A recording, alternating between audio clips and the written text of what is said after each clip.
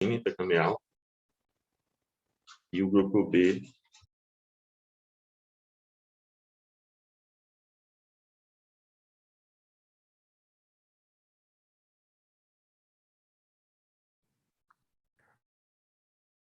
Alô? Caiu aqui. Acho que ele caiu. Pessoal. Ele caiu, vai entrar de novo.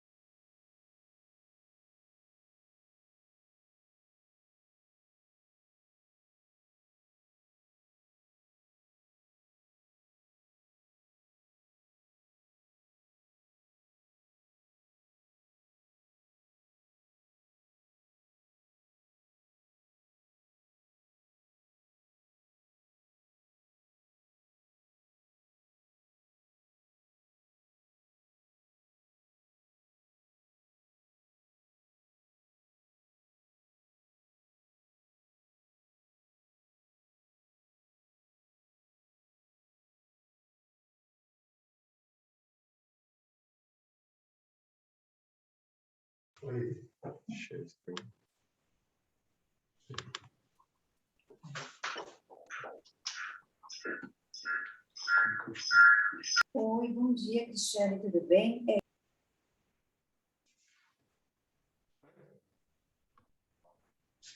Isso aí.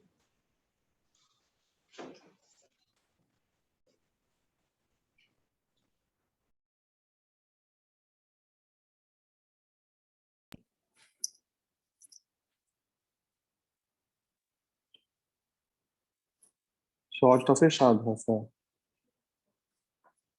Abriu Eu ia perguntar se você ia apresentar esse trabalho de Campinas, da Mônica.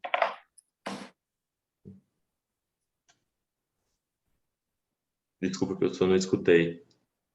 Eu ia perguntar se ia apresentar esse estudo prospectivo da Unicamp, Ah, sim, com certeza. que é um dos únicos estudos prospectivos. Bem legal. E voltando na apresentação, o grupo A foi com o moxifloxacino e o grupo B foi o grupo controle. No grupo A, a gente tem uma diminuição bastante, tem uma incidência bem menor, né, 0,05% em relação ao grupo controle, que é 0,38%. Estatisticamente relevante esse dado. Além disso, ele comparou no estudo alguns outros dados para comprovar a segurança do moxifloxacino na cirurgia, né? Você pode ver aí que ele comparou a pio, a acuidade visual, contagem de células endoteliais e espessura corneana, e nenhum dado apresentou nenhum sinal de alerta do moxifloxacino intracameral. Aqui é outro estudo nacional, né, também prospectivo, utilizando moxifloxacino intracameral, conduzido pela doutora Nelise Lucena. É um estudo publicado no Arquivos Brasileiros em 2018. Aconteceu em Recife, um estudo prospectivo com 1.016 pacientes e que nenhum caso foi encontrado em endoftalmite nesse estudo, né? As limitações são justamente que ele possui um N bem menor do que os outros que a gente citou aqui e que também teve uma ausência de grupo controle. Mas eu resolvi trazer para mostrar outro estudo prospectivo nacional que aconteceu, né? Esse aqui foi um estudo conduzido pelo Dr. Hatt, publicado no Jornal Indiano de Oftalmologia, em 2020, que foi conduzido em 15 hospitais da Índia. aconteceu em cirurgias de 2016 até 2018. Foi um estudo prospectivo, envolveu 42.466 pacientes e utilizou tanto o cefuroxime quanto o fluoxacino na pesquisa. Além disso, ele comparou com dados anteriores que ele coletou no serviço. Aquela mesma história, em 2015 até 2016, até 2016 eles não utilizavam antibiótico intracameral de rotina em nenhum desses centros. Passaram a utilizar e pegaram os dados de 2015 até 2016 para comparar com os resultados da pesquisa. Essas cirurgias foram feitas por staff, fellow, residentes, também foram feitas em SICS e FACO. Essas são a forma de preparação, né, dos antibióticos. A cefuroxime terminada numa concentração de 1 mg e o moxifloxacino também se utilizada 0,1 ml, né, do cefuroxime a 1 mg. E o moxifloxacino também 0,1 ml, só que a 0,5%. Os 5 hospitais que utilizaram cefuroxime, eles apresentaram uma redução de 66,67% na incidência de endoftalmite pós-FACO, depois que utilizaram a injeção intracameral, né? E os 10 hospitais que utilizaram moxifloxacino apresentaram uma redução ainda mais expressiva de 74,76%. Ambos os estudos mostram dados estatisticamente relevantes, mas eles não significam que um antibiótico é superior ao outro. Esse dado não é estatisticamente relevante. O moxifloxacino não é superior à cefuroxime. As limitações do estudo são que são técnicas cirúrgicas diferentes, né, utilizadas. Foi comparados FACO, SICS, FEC, todas juntas, ele não separou em subgrupos. São cirurgiões em diferentes estágios de formação também. E são cirurgias realizadas em períodos diferentes. Apesar de ser um estudo prospectivo, ele comparou com dados que ele já tinha coletado anteriormente. Então, a gente ainda pode considerar esse viés nesse caso também. Em seguida, eu trago essa meta-análise chinesa, foi publicada recentemente, em 2020. A princípio, ela mostra que o moxifloxacino realmente ela diminui a incidência de endoftalmite pós-FACO em relação aos grupos controles, né, utilizados nesses estudos que estão citados aí. Depois ela fala da segurança do moxifloxacino também. A acuidade visual não apresentou diferença do grupo do moxifloxacino em relação aos grupos controle. Da mesma forma, a pressão intraocular não mostrou alterações. O edema de córnea não foi significativamente relevante em nenhum dos grupos. E a contagem de células endotelial também não apresentou alterações do grupo de moxifloxacino para o grupo controle. Trago também essa pesquisa que foi realizada pela ASCRS internamente entre seus membros, né? Foi conduzida pelo Dr. Chang em 2021, é bem recente, e ele fez um questionário online que perguntavam aos cirurgiões da ASCRS qual é a rotina intraoperatória para a prevenção de endoftalmite que eles utilizavam nos serviços, né? E comparavam com dados anteriores desses mesmos questionários online, ou como ele tinha coletado esses dados na época. Foi comparado os dados de 2007, 2014 e 2021. E é interessante que houve uma diminuição importante do uso de antibiótico tópico, seja ele pré-operatório, intraoperatório ou pós-operatório. O pós-operatório, que talvez seja o mais tradicional, né, que a gente fique, vamos dizer, com receio de tirar da nossa terapia, 98% dos pacientes, dos médicos, utilizavam em 2007. E em 2021 caiu para 86%. Enquanto isso, o antibiótico intracameral, ele, em 2007, era utilizado apenas por 30% dos cirurgiões. 2007, lembrando que é quando foi publicado aquele estudo multicêntrico da ASCRS. Em 2021, mais do que dobrou os adeptos do antibiótico intracameral. Então, as mensagens que a gente tem que levar dessa apresentação são que o uso do antibiótico intracameral na prevenção da endoftalmite pós-cirurgia de catarata, ele tem se mostrado eficaz e relativamente seguro, segundo os dados que a gente encontrou, né? Os antibióticos mais utilizados são a cefuroxima e o moxifloxacina. E esse último apresenta boa cobertura aos agentes mais prevalentes e é de mais fácil acesso, tem uma apresentação mais fácil de ser utilizada em cirurgias de catarata aqui no Brasil. E apesar de não ser oficialmente liberado pela Anvisa FDA, o uso rotineiro do antibiótico intracameral está se tornando cada vez mais frequente na prática cirúrgica. Obrigado.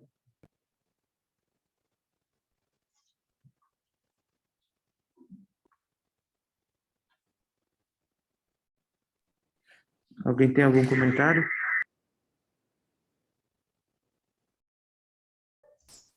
Ô, Rafa, eu tenho alguns comentários aí que eu acho importante fazer, né?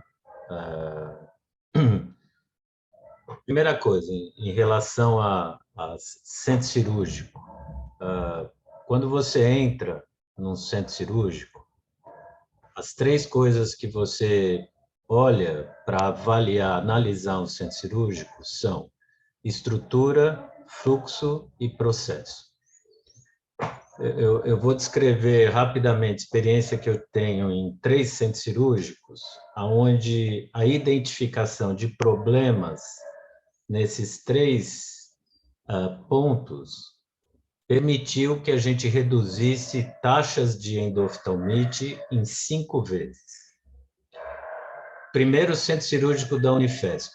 Em 2017, quando eu assumi a chefia, nós tínhamos 1 para 180 casos de catarata, uma ENDOF para 180 casos de catarata, que era uma situação bastante preocupante para nós. No nosso centro cirúrgico, por motivos complexos, optou-se por ter mais uma sala cirúrgica em detrimento a uma condição adequada de centro de material e esterilização. Ou seja, quando eu entrei naquele centro cirúrgico, eu identifiquei um problema estrutural. Abdicou-se de um centro de material e esterilização para ter mais uma sala cirúrgica. Isso, obviamente, ajudava a ter problemas dentro do centro cirúrgico.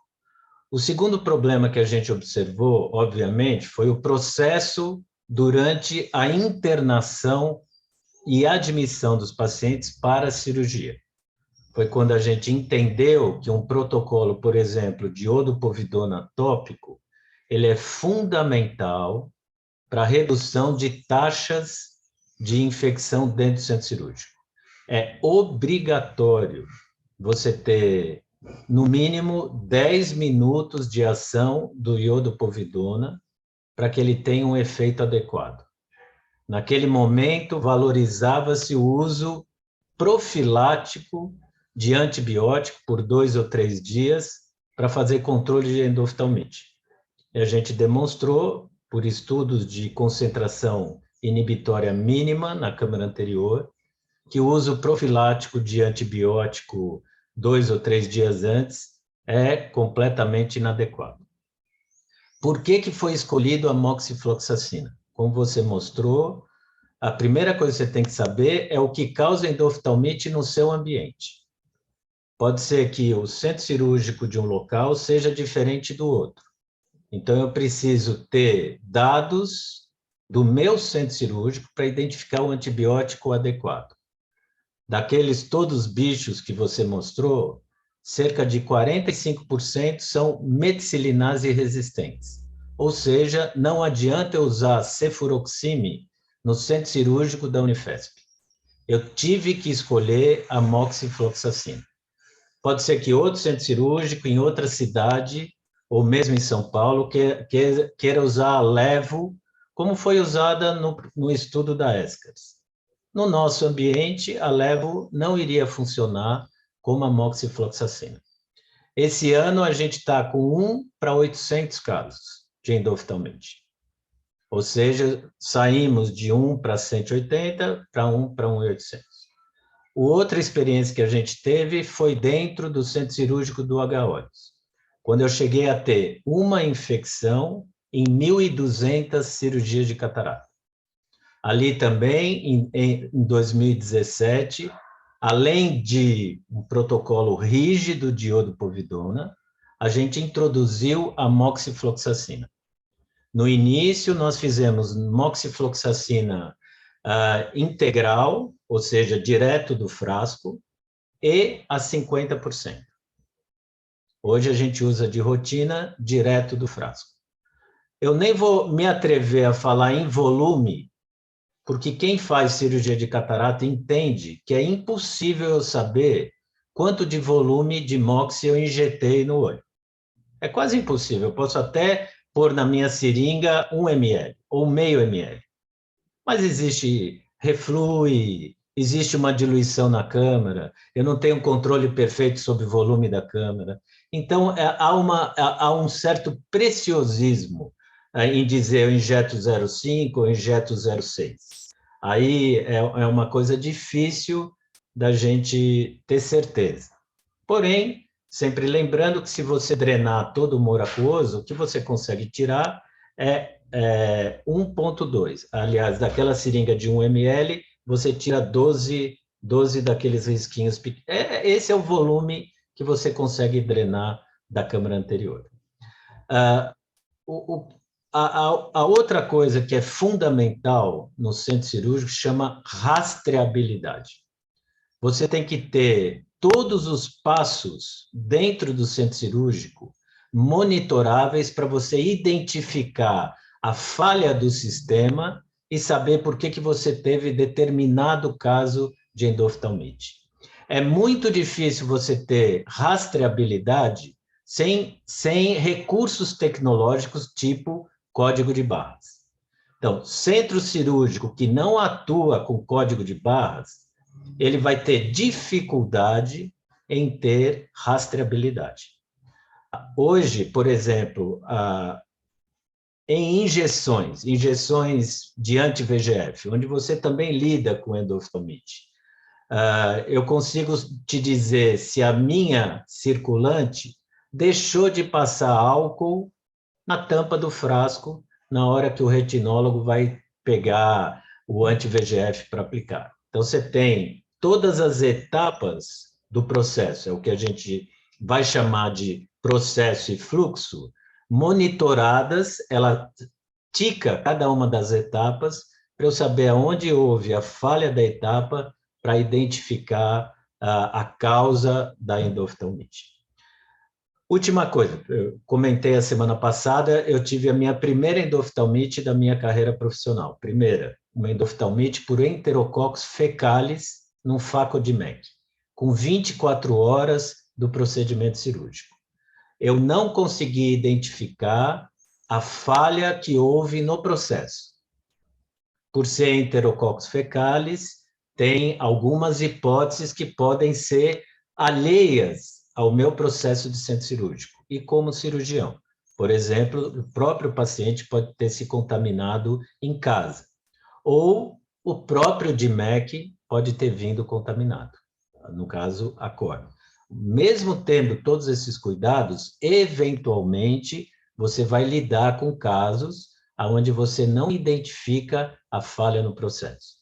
Hoje, a endoftalmite é de notificação compulsória no estado de São Paulo, então eu tenho que emitir relatórios mensais, tanto do Centro Cirúrgico da Escola Paulista, quanto do Centro Cirúrgico do H-Olhos, ou qualquer outro centro cirúrgico a qual eu esteja ligado. A gente acabou de montar o centro cirúrgico fixo a 1 quilômetro da divisa com a Colômbia, onde a gente vai implementar todas essas técnicas de controle de infecção. Daqui a um ano eu vou poder comentar com vocês se um centro cirúrgico na floresta, numa região úmida e de alta temperatura, tem mais ou menos questões de infecção. Uma última coisa que eu escrevi no chat e que eu vi o Maurício comentar. Não, o Johns Hopkins tem uma endoftalmite para cada 3.000 cirurgias.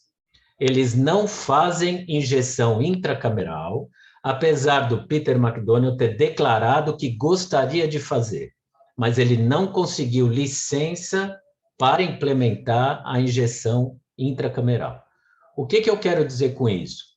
Quando você vê nos estudos e você pergunta ou se informa com pessoas você vê que, por melhor que seja o seu centro cirúrgico, você não vai conseguir ultrapassar 1 para 3.000 sem injeção. Quando você vai para a injeção, você consegue ter valores ou números que chegam a 1 para 6.000, 1 para 7.000. Mais 2 comentários históricos. Antibiótico em cirurgia de catarata começou com uma pessoa chamada Walter Stark, subconjuntival, nos anos 80, em Baltimore. Naquela época, o Walter Stark era uma pessoa tão importante no mundo de cirurgia que o que ele fazia, todo mundo copiava. O início da injeção subconjuntival foi totalmente empírico. Não havia nenhuma razão para eles quererem fazer injeção subconjuntival, mas ele começa a fazer. Na década de 90, a pessoa que começa a fazer antibiótico no soro chama-se James Gills, na Flórida, usando vancomicina. Ele é o primeiro a difundir isso dentro do Medicare. Só para vocês terem uma ideia, foi o cirurgião que mais cirurgias de catarata fez para o sistema Medicare nos Estados Unidos. Então, James Gills, ele introduz a vancomicina na solução de irrigação do soro, que é uma prática que hoje eu acredito que não seja mais realizada, ou eu sugiro que não seja realizada, até porque você não tem controle sobre quanto de vancomicina vai ficar no olho no final da cirurgia. Então, o que eu queria dizer, e fico feliz de você ter apresentado o seu take-home dessa forma, se você quiser ir para taxas realmente seguras de endoftalmite, você vai ter que usar a injeção intracameral. Em todos esses casos, aqui eu tenho vários cirurgiões aí no grupo que atuam no H-Olhos, por exemplo, nós não tivemos um único caso de TAS com injeção intracameral. 0, usando a moxifloxacina. Então, eu não sei qual que é a moxifloxacina desse estudo que você apresentou, que produziu TAS. Eu te digo que lá os nossos volumes ultrapassam 10.000 cirurgias anuais. Nenhum caso de TAS. Nenhum caso de TAS. Já tive endoftalmite, com injeção de moxifloxacina, mas TAS a gente nunca teve. O que eu posso dizer é, o uso de moxifloxacina é plenamente seguro, ele pode ser usado inteiro, 100% ou a 50%. No Canadá, aquele cirurgião que faz cirurgia bilateral simultânea, ele usa até 0,3, ele dilui ainda um pouco mais para usar, e também apresenta nas aulas dados que são bastante relevantes no sentido de prevenir a endoftalmite. É isso aí, basicamente. Mauro, aproveitando que você está falando, da Moxi, tem uma pergunta aqui no chat do... Feche seu áudio, por favor.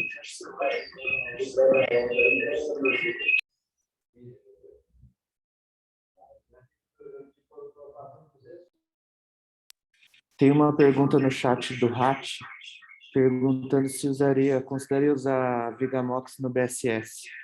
E sobre esse moxifloxacino dos Estados Unidos, ele é o Moxiza, que é um moxifloxacino genérico que tem lá, e já foi escrito vários TAs lá, e no Queranet eles falam bastante para não usar, por causa do recipiente dele. Então, é uma goma guar, eu acho, se não me engano. Então, nos Estados Unidos tem vários moxifloxacinos genéricos e não deve ser usado o moxifloxacino genérico. É bom até a gente falar isso agora aqui na reunião, porque está surgindo, né, alguns Vigamox genéricos aí no mercado e, eventualmente, pode ser que Vigadexa genérico, né, aquele Facoba é um Vigadexa genérico, e pode ser que venha algum moxifloxacino genérico e a galera queira começar a usar no final da cirurgia de catarata. Então, se vier algum moxifloxacino genérico para o nosso mercado, eu recomendaria não usar, vide a experiência dos Estados Unidos, que eles têm vários casos de TAS devastadores. Mas, Mauro, você usaria o Vigamox no BSS?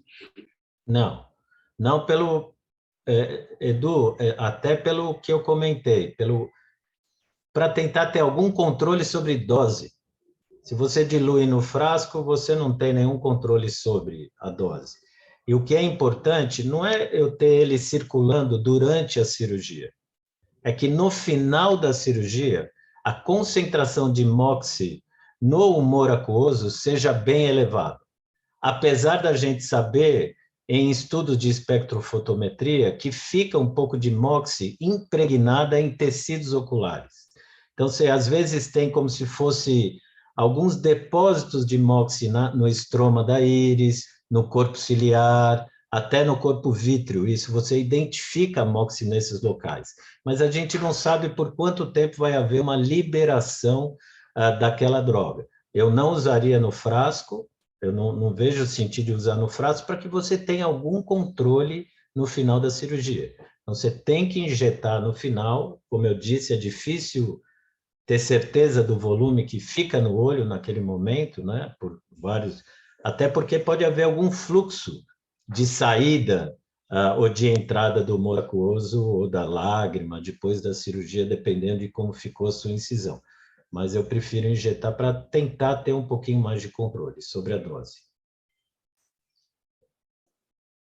Posso fazer uma pergunta, Mauro? Por favor.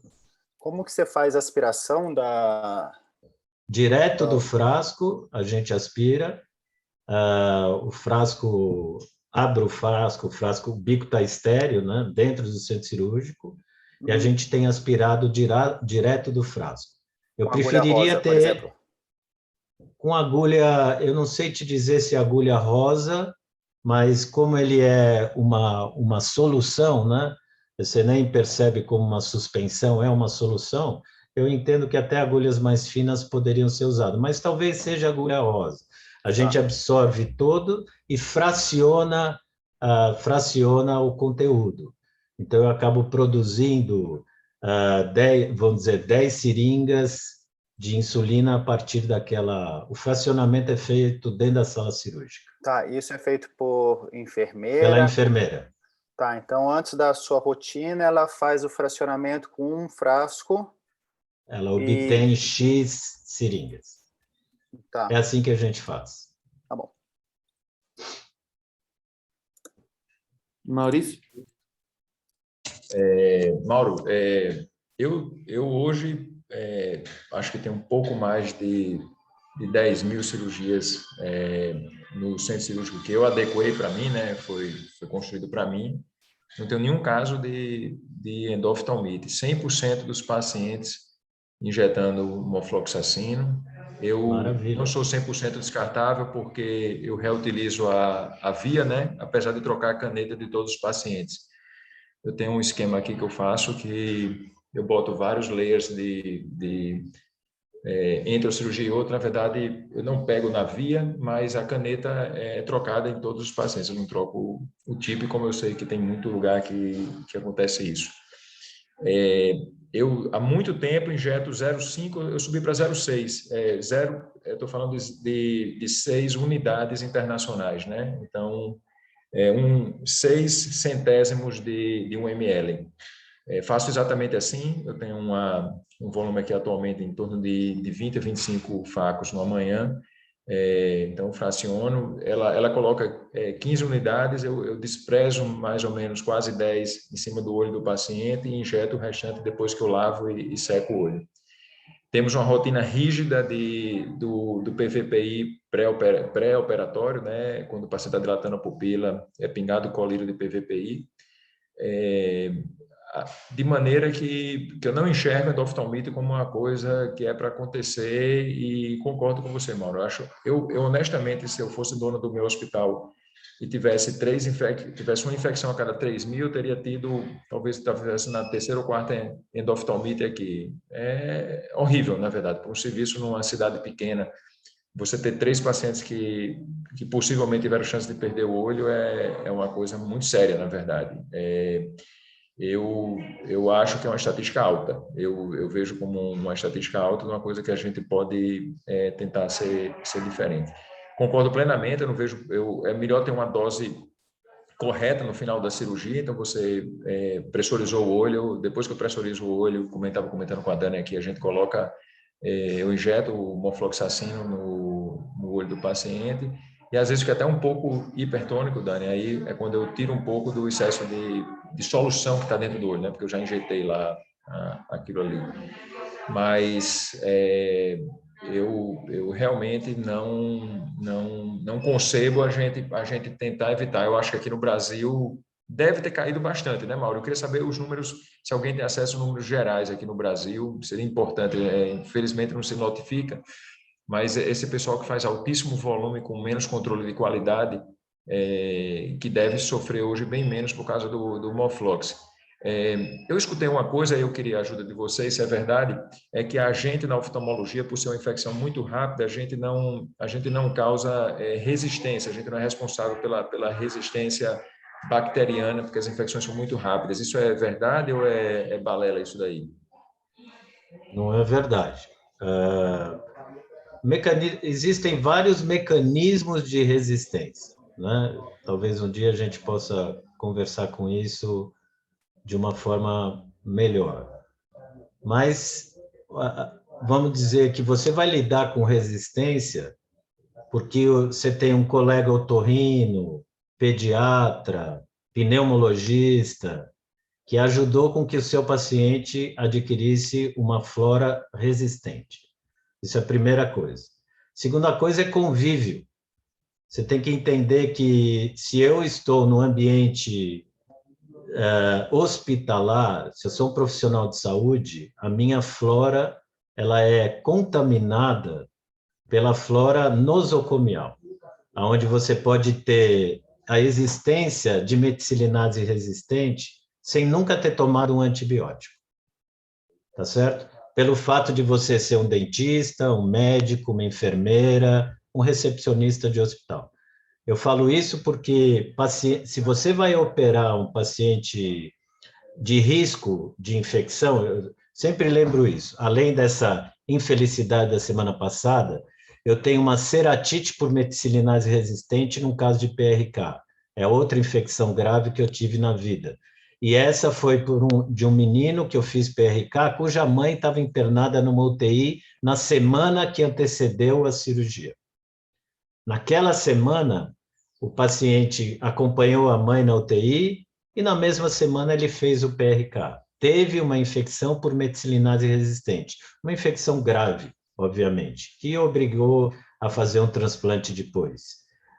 E eu entendi a valorizar esses dias do paciente antes da cirurgia. Então, dentro do meu questionário cirúrgico, eu sempre pergunto, olha, esses últimos dias você frequentou um hospital, você foi ao dentista, você tomou antibióticos, eu sempre procuro isso daí.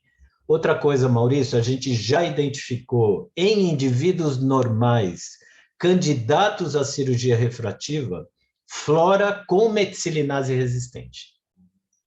Então, você tem pacientes que vêm para fazer um LASIK, se você fizer um estudo de microbiota, você vai encontrar coco gram-positivo resistente à metilinase. Ou seja, nós aqui, com certeza, temos uma flora bastante resistente. Se vocês forem submeter a cirurgias oculares, eu sugiro ficar alguns dias fora desse ambiente, tomando cuidado para evitar isso. Fora os outros fatores de risco, como diabetes e assim por diante, né? Então, você tem mecanismos de resistência rápidos. Às vezes, você empresta um agente resistente de um amigo, você se contamina, ele respirou perto de você e etc. Porém, acredita-se que a maior frequência venha dos nossos amigos otorrinos e pneumologistas, quando prescrevem antibióticos que podem produzir uma flora em nós, de certa forma, resistente. Só lembrando o seguinte, o antibiótico mais comumente usado em criação de frango é ciprofloxacino. Então, se vocês comem carninha de frango, lembrem que vocês estão ingerindo cipro todo dia. E isso, com certeza, ajuda na produção de uma flora resistente. Então, tem na nossa alimentação, tá cheio de fontes de antibióticos aí. A não ser que vocês comam os franguinhos, sei lá, vegetarianos, sei lá se existe, mas... Frango orgânico, Mauro, frango orgânico. Frango orgânico, sem dúvida, mas a carne de frango é um pecado, né? Fred, Dani? Mauro, tendo em vista essa potência do antibiótico intracameral em evitar a endoftalmite, qual é a sua posição em relação ao antibiótico tópico no pós-operatório? Você acha que ainda é viável? Faz diferença? Tem algum estudo mostrando isso? Ou simplesmente ele não há mais necessidade? Qual é a sua opinião sobre isso? É o mesmo conceito de antibiótico fortificado, que você usa, por exemplo, na córnea em infecção. Então, se você tiver uma infecção corneana, o uso de antibiótico fortificado se mostra mais eficaz em úlceras bacterianas, por exemplo, do que o uso de um antibiótico em dose comum. Quando a gente fala no laboratório em concentração inibitória mínima, é quanto você precisa daquilo para conseguir inibição em X% da sua cultura. Obviamente, se você aumentar a concentração do antibiótico, você vai ter uma eficácia maior. Então, eu entendo que nos primeiros dias, endoftalmite aguda, eu não estou me referindo a Propionibacterium acnes, ou a Staphylos com baixa patogenicidade, estou falando em endoftalmite aguda. Eu digo para você, quanto mais você usar no início, mais alta a concentração no humor aquoso, maior a chance de você combater uma infecção subclínica, que você talvez tenha. É sempre importante lembrar que eu não lembro o número de cabeça, mas a quantidade de cirurgias que a gente faz, que no final da cirurgia você tem bactéria dentro do olho, é mais do que 50%. Você termina a cirurgia já com bactéria dentro do olho. Então, eu quero ter uma concentração alta. E a única explicação para a moxifloxacina ser tão efetiva é que eu preciso da concentração alta. Aí, Fred, lembra o seguinte, o washout é de 12 horas. Se eu não tiver tópico, em 12 horas eu perdi a proteção. Então, eu preciso ter tópico para manter uma concentração alta. Eu me sinto confortável em prescrever o antibiótico pós-operatório. Eu não gostaria de dar a injeção e não dar mais nada. Apesar de ter estudos clínicos que mostram, inclusive feitos aqui no Brasil, estudos bons, que mostram que a injeção por si, tanto do corticoide quanto do antibiótico, poderia ajudar. Mas eu não me sinto confortável. Eu prefiro Fred, dar o antibiótico tópico. Aqui não utilizamos pós-operatório, antibiótico pós-operatório tópico. É feito Ótimo. só intracameral ao final da cirurgia, com cefuroxima e pentrexil, que é a amicacina. É o Aprocan, Brenner? É isso. Aprocan, que é a cefuroxima. E pentrexil, que é a amicacina. E não é utilizado antibiótico tópico no pós-operatório. Nossa taxa de endoftalmite aqui também, assim como do Maurício, 0%. Não teve nenhum caso de endoftalmite aqui no nosso centro cirúrgico. Óbvio que a realidade aqui é completamente diferente da realidade brasileira, né? Questões climáticas acho que tem uma influência enorme nisso daí. E eu também não ficaria muito confortável no Brasil em não utilizar antibiótico tópico. Acho que, por mais que tenha usado antibiótico intracameral, o antibiótico tópico ainda é interessante, principalmente aí no Brasil. Sim. Luiz, vocês trocam o material toda vez? Troca as vias entre cirurgias? Tudo. Aqui sempre bilateral simultânea e troca absolutamente tudo. Caneta, cassete... Entre uma cirurgia e outra? Entre um olho e outro. Entre um olho e outro. Não, a realidade nossa, Brenner, aqui é um pouquinho diferente, né? Você vê que ainda existe, dentro do nosso centro cirúrgico, aqui na escola, locais que você coloca aquela cuba e o pessoal põe o soro na cuba. Tem a mania, a enfermeira está acostumada a tempo, tal, e às vezes eles pegam a mania de pegar o soro direto da cuba. É uma coisa que há muitos anos que a gente fala para não usar, mas a cuba está sempre na mesa. Então, o que eu quero dizer aqui? Que não adianta a gente fazer tudo isso e pegar a última coisa que você vai injetar, um soro que você aspirou da cuba numa seringa. Usa as vias e pega direto das vias, né? Porque todo esse controle que a gente faz de microbiota superficial com iodopovidona, tudo, esteriliza bem, mas se você deixa o ambiente aberto e bactéria caindo ali e aspira e coloca dentro do olho, a última coisa que você vai injetar nos olhos, junto com o antibiótico, como o Mauro falou, a diluição, você nunca sabe a quantidade que ficou, porque dilui dentro da câmara anterior. Então, só para lembrar isso para os fellows, residentes, todos que estão frequentando o centro cirúrgico aqui. Isso, algo que é feito, que eu sei que é feito no Brasil, é questão de você manter a mesma caneta de faco, trocar só a ponteira. Também, o ideal, óbvio, é trocar tudo, né? Obviamente. Professor Mauro, só complementando aquele comentário que o senhor falou sobre o moxifloxacino, que a FDA publicou aquela nota falando do aumento de casos de tais, já foi identificado qual é o componente. Chama xantangun, que é um componente inativo que é presente principalmente na moxesa, que é o nome da droga que utiliza esse componente lá.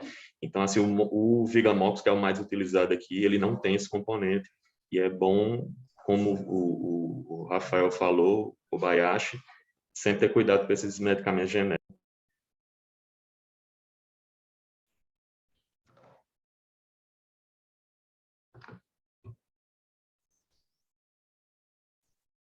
Bom, agora então vamos partir para o Brenner. Brenner, pode compartilhar sua tela, direto da Noruega. Vamos ver.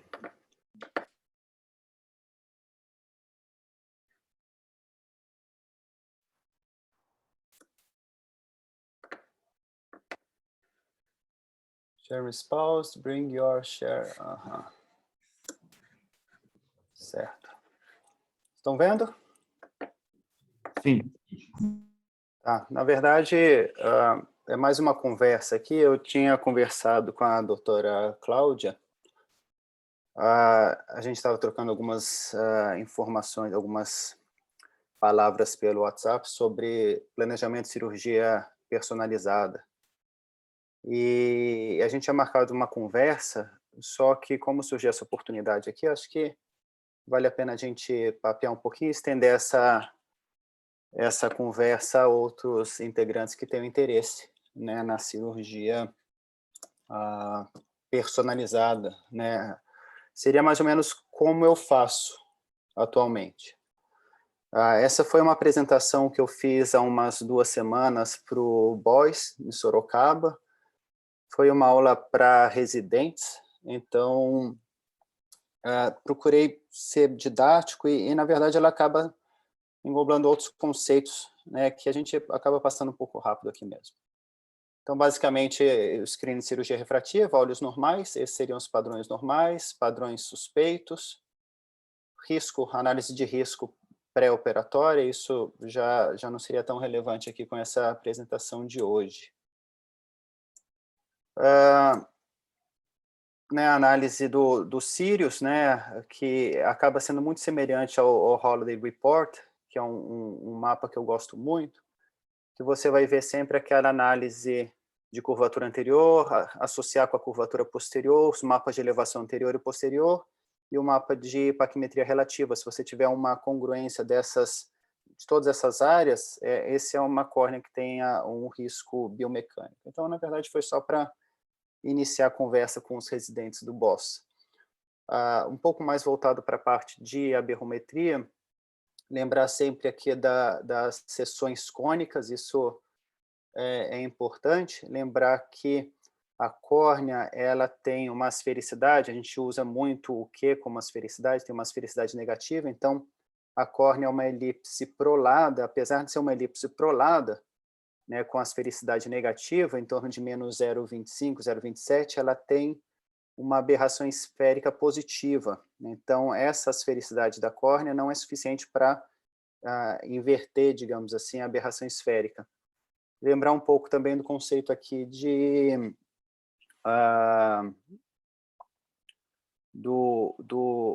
qual que é o nome? Esqueci. É o conceito do cartesiano oval. O cartesiano oval é aquela asfericidade que vai te dar uma aberração esférica zero. Então, para você ter uma aberração esférica zero, você precisa ter uma esfericidade em torno de menos 0,50. Né? Então, uma córnea, uma elipse bem prolada. Então, no caso de tratamentos hipermetrópicos, aí, até mais 2, mais ou menos, na verdade, não vai induzir muita aberração esférica negativa, vai, na verdade, diminuir essa aberração esférica positiva da córnea. Isso por causa da lei de Snell. Então, a gente sabe que aqueles raios de luz que vêm mais periféricos, eles não entram na córnea em incidência normal, por isso eles vão ter uma convergência maior. Então, a córnea tem um poder maior na periferia do que no centro. Alguma coisa sobre análise de frente de ondas, né? Só lembrando o que é uma análise de frente de ondas. Se você pensar numa gota caindo no mar, ela vai fazer uma onda, essa onda tende ao infinito. Quando essa onda vai para o infinito, ela fica uma onda reta. O mesmo vale para a luz. Se você pensar na luz como tridimensionalmente, você vai ter um envelope luminoso. Conforme esse envelope luminoso, essa esfera luminosa, ela vai caminhando para o infinito, ela vai sendo um plano de luz, e isso é a frente de onda. Então, uma frente de onda plana seria, na nossa análise, uma frente de ondas plana caindo na retina seria uma onda totalmente verde, isso para nossa padronização aqui. Aquela frente de onda que cai após a retina, ela tem um avanço de fase, então, na nossa padronização aqui, ela vai ser vermelha, como a imagem. Aquela frente de onda que tem um atraso de fase, é uma onda miópica, ela vai ter a padronização aqui como azul, cores mais frias. Então, ondas miópicas são mais frias, azul, ondas hipermetrópicas são mais quentes, vermelha.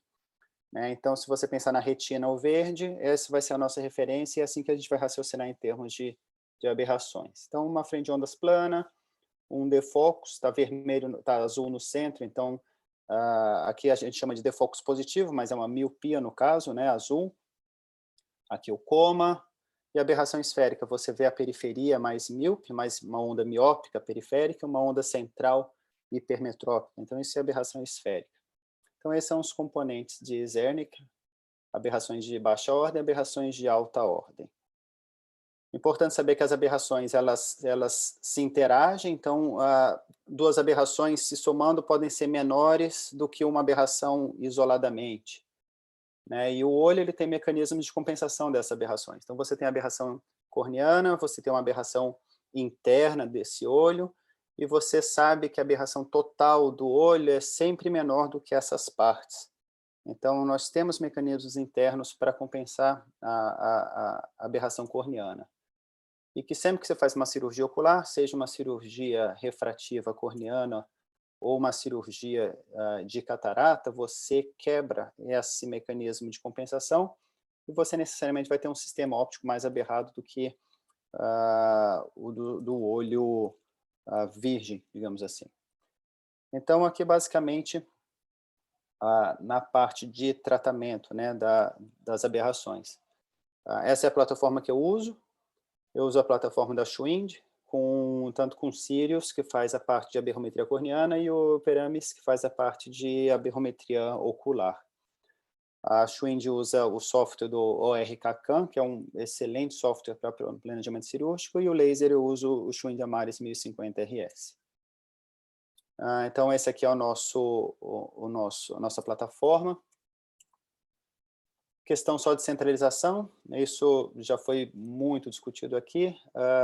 eu faço sempre minha centralização no vértex corneano, eu uso esse pulp offset para centralizar no vértex. A definição de vértex é aquele ponto mais anterior da córnea, né? Então, o ponto mais anterior, teoricamente, é o ponto onde, ou mais próximo do eixo visual, é onde a luz entra perpendicularmente ao olho. Então, você fazer a centralização no vértex, você teoricamente está centralizando sua cirurgia no mais próximo ao eixo visual. Eu sempre uso o controle de ciclotorção independente, porque você faz a captura da imagem no Sirius você vai colocar os dados do paciente, como todos os dados demográficos, em termos de nome e data de nascimento, e quando você vai fazer seu planejamento cirúrgico, você exporta essa informação do Sirius para o RKCAM. Então, quando você vai fazer seu planejamento cirúrgico, você coloca lá importar e já vem os dados do paciente, com idade, toda essa parte demográfica já vem tudo pronto, você não precisa escrever de novo, e vem os dados já da ceratometria, dados de paquimetria, e obviamente já vem o sistema de reconhecimento de íris, já vem junto, e você precisa só colocar a sua refração.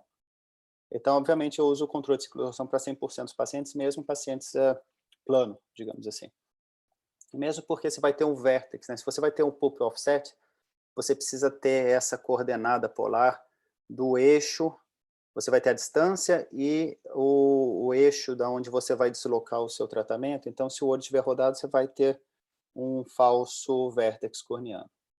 Então, basicamente, esse é o controle de ciclotorção e esse é o pulp offset. As informações vêm no Sirius, ali onde está marcado naquele quadrado, e quando você você exporta a informação, os dados do pulp offset vêm naquele quadrado dali. Então, aqui é só um exemplo, tratamento convencional, mostrando a importância do controle de ciclotorção, paciente com -4 de astigmatismo, com 0,2 de astigmatismo pós-operatório corneano. Tá certo?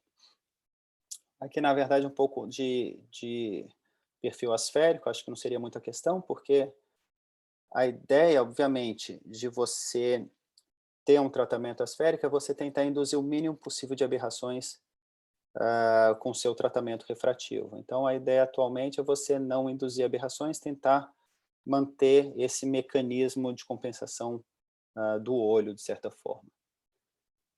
O uso das refrações, refração manifesta superior a refrações objetivas, né, guiadas pela aberrometria, então a nossa refração manual ainda é o gold standard. Então, entrando aqui um pouquinho nos tratamentos personalizados, né? Esse aqui é um caso pós-RK, a gente consegue ver uma área de aplanamento central importante, chegando ali a 32, talvez até um pouco menos ali naquela área mais escura. A gente consegue ver o mapa de aberrometria, então esse mapa, vocês têm pointer aqui? Não, tem, né? Tem pointer, isso. Esse mapa aqui de baixo é o mapa de aberrometria, a gente consegue ver principalmente a parte de aberração esférica por esse aplanamento central, e você tem coma justamente por essa descentralização.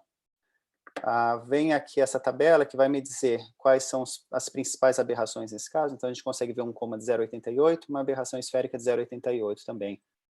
Então a gente sabe que esses são os dois principais componentes para piora da qualidade óptica desse caso. Então, quando a gente vai fazer a correção, era um paciente hipermétrope, ele estava com aquela hipermetropização progressiva pós-RK. Se eu vou fazer um tratamento hipermetrópico num paciente pós-RK, não é interessante que eu corrija a aberração esférica, porque a própria correção da hipermetropia vai me compensar essa aberração esférica positiva. Eu vou tentar corrigir aqui aqueles elementos que estão degradando a qualidade óptica. Então, nesse caso, foi feita a correção somente no RKCAM. Eu não vou ter aqui, deixa eu mostrar para vocês.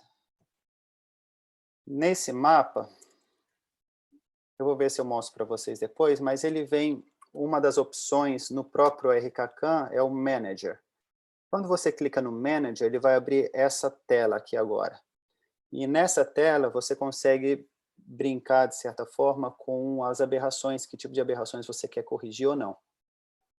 Então, basicamente, começando aqui do início, o meu planejamento cirúrgico, eu sempre tento comparar o perfil personalizado com o meu perfil convencional, digamos assim.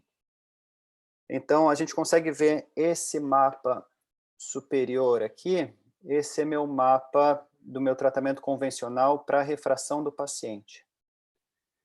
E quando eu seleciono as aberrações que eu quero, eu clico aqui no Update Preview, ele vai me fazer como se fosse um mapa diferencial, né, do tratamento asférico, um tratamento convencional, para o meu tratamento personalizado. Eu tento ver se ele mantém mais ou menos o mesmo padrão, se eu não estou criando algo muito esdrúxulo, e a partir daí eu aceito essa correção ou não. Então, nesse caso, era um paciente mais 4,75, eu não fiz nenhum tipo de correção aqui. Ele era hipermétrope, eu procurei economizar nas aberrações, não colocar muita coisa para não ficar uma confusão. E foi feito um tratamento com trans-PRK, por isso que essa ablação de 124 periférica, que é só o perfil do PRK mesmo. Então, foi uma ablação bem importante periférica aqui, justamente por conta daquele coma. Então, esse aqui é o pós-operatório do paciente, o mapa tangencial. Então, a gente consegue ver aquela ablação mais importante aqui inferiormente, e foi ela justamente que fez a correção do coma. Se você vê que o paciente tem essa área mais plana aqui, o laser entregou um tratamento mais profundo aqui inferior, justamente para encurvar essa área adjacente central. Então, a gente consegue ver aqui o perfil de ablação, aqui é o perfil de ablação e encurvou essa área adjacente central. Então, aqui a gente consegue ver os mapas do pós-operatório, uma córnea bem verdinha aqui. A gente consegue ver que a aberração esférica foi tratada naturalmente só pelo perfil hipermetrópico de mais 4,75, então ficou 0,35, um valor normal.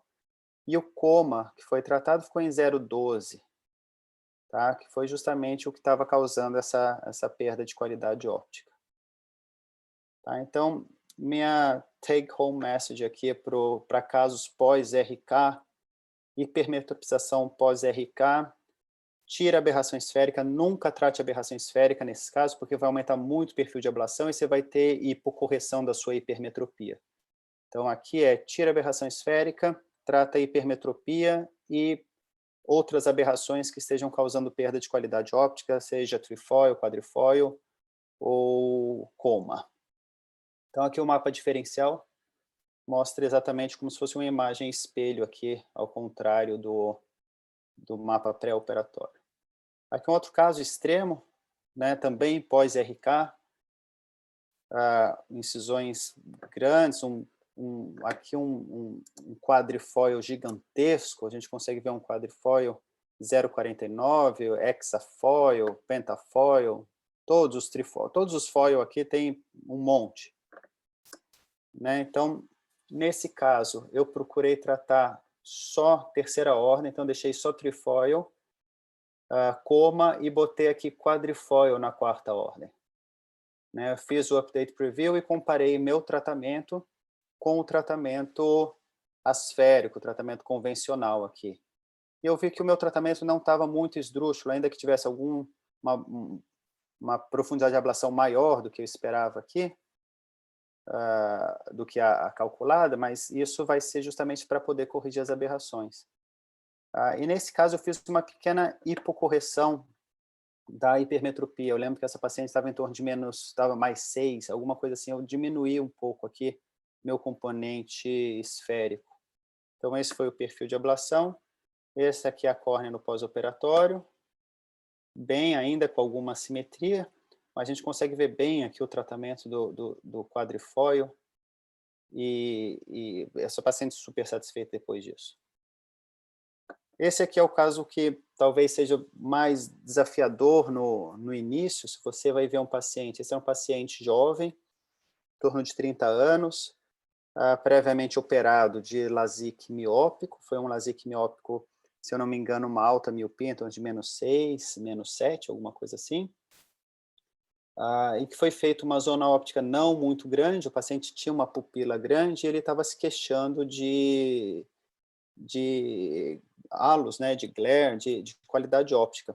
Ele teve alguma regressão, né, alguma progressão da miopia dele, então ele estava em torno de -1,5, -2 de miopia, e com perda de qualidade óptica, principalmente na visão noturna. Quando a gente vai ver os mapas aqui de aberrometria, a gente consegue ver que tem uma aberração esférica bem aumentada, 0,44, né? Aberração esférica, uma aberração esférica alta, paciente com pupila grande. Aqui a gente consegue ver, mas eu tinha uma pupilografia dele, ele tinha em torno de 7 milímetros de pupila.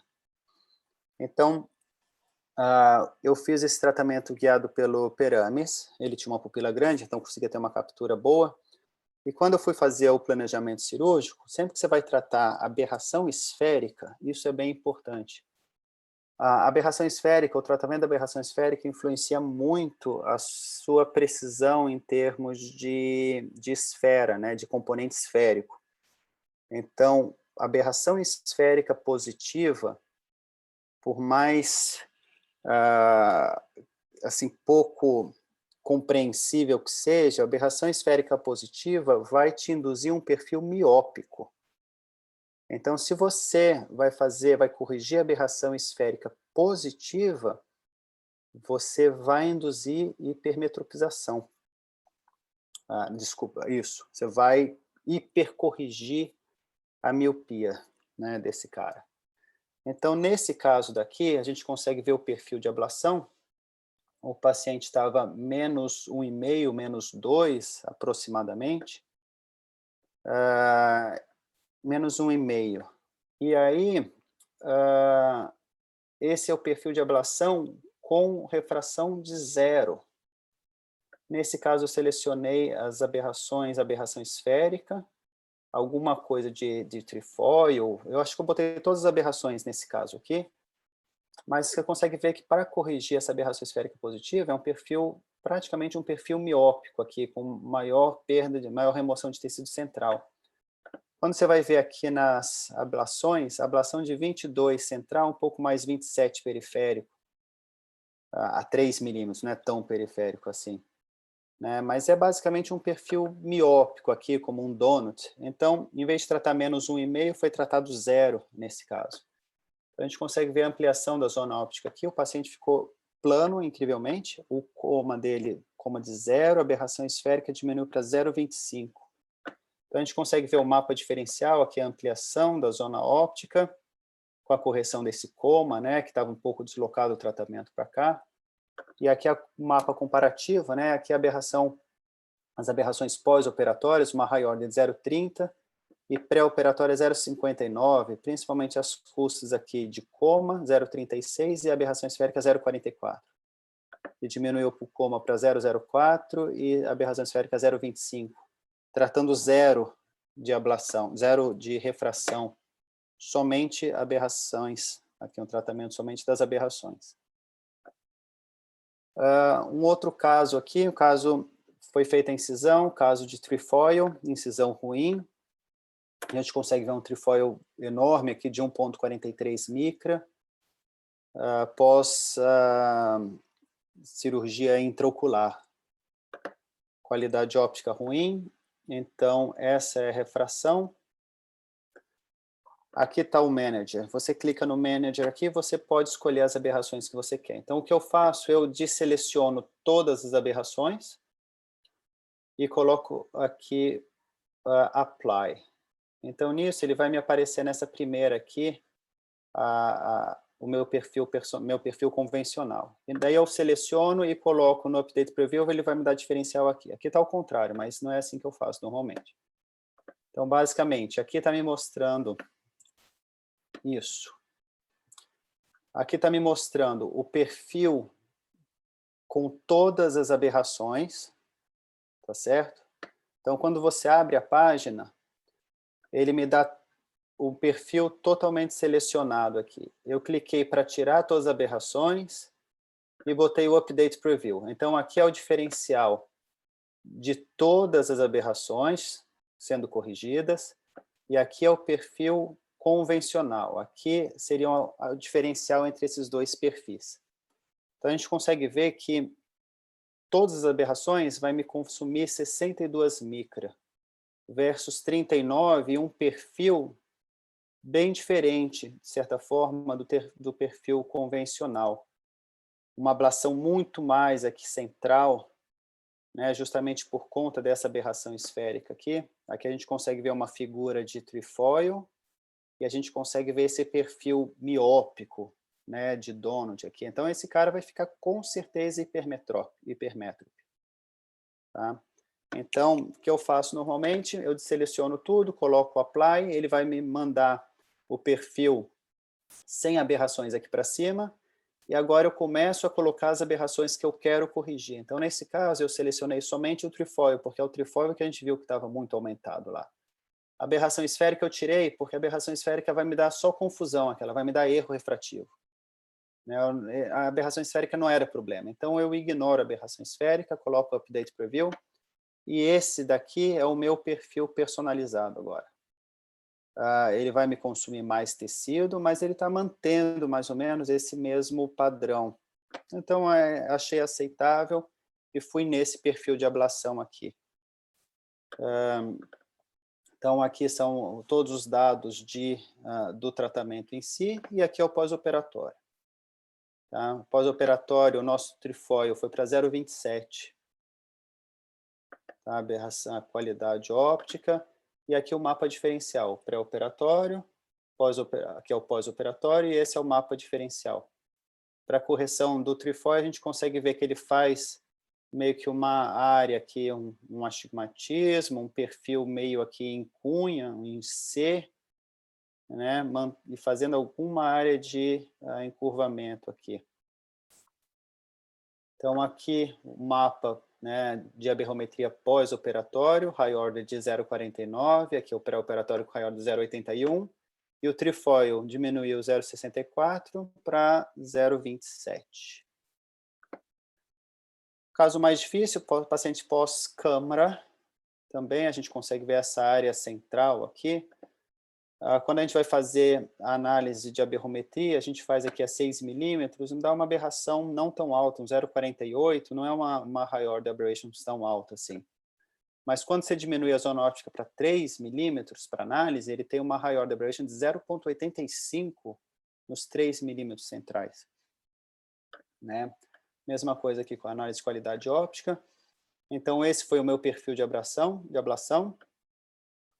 E esse aqui acabou sendo o tratamento que o laser fez. Esse é o mapa diferencial. Então, a gente tinha aquela área central, né, como se fosse um donut. Ele fez o contrário. Ele encurvou um pouco o centro e aplanou um pouco mais a periferia. Então, aqui é o mapa tangencial anterior pré-operatório, o mapa tangencial anterior pós-operatório. Então, ele encurvou, ele aplanou um pouco essa área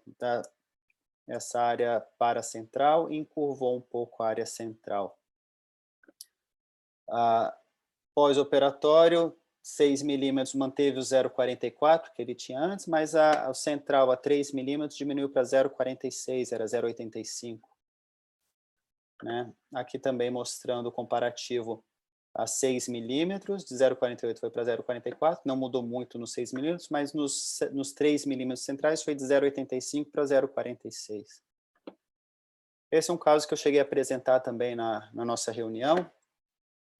Paciente que teve melting da borda do flap, causou um aplanamento importante aqui da borda do flap.